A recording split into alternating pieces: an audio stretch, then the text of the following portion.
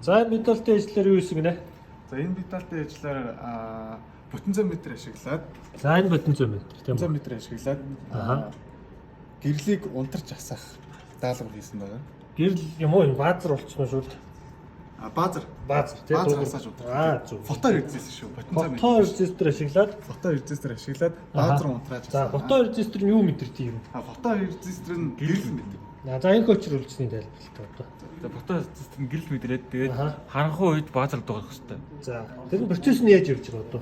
Тэр нь болохоор одоо энэ регистрээр хүчтлийн хуваагаад Тэгээд тогтворжуулж өгч. илүү тогтворжуулж өгөө тэгээд хүчтэл нь ийшээ унах тусам баазар дуурна. За ямар үед хүчтэл багасж байгаа? Одоо гэрэлгүй. За гэрэлгүйд хүчлээд болж байгаа нэ.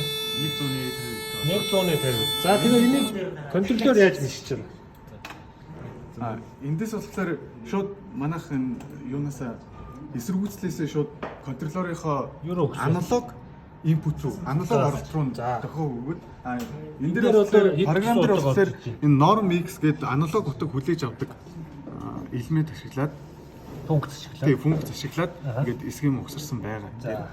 Тэр утга нь 850 төгрөгөнд гэрэл асах хэрэгтэй. За 850 үргэлжлэхдээ чи одоо энэ дээр яг харагдах нь. За 850 болон түүнээс доош оронгууд л манай баазар дуурч байгаа. За.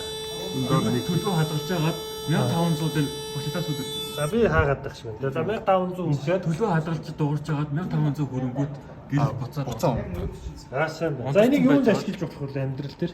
Энийг амьдрал дээр ямар нэгэн гар удирдлага ашиглахгүйгээр үйлдвэр одоо ер нь хаач ашиглаж болно доо. Яг өөрийн хэрэгцээнд таруулаад яг нэг одоо орой болоод нар жаргангуут л манай фото регистр маань мэдрээд харанхуусныг гэрэл ингээ харанхуусныг мэдрээд эсэргүүцлээ ихсгээд хүчлээ баг болгонгууд л манай гэрэл хасна.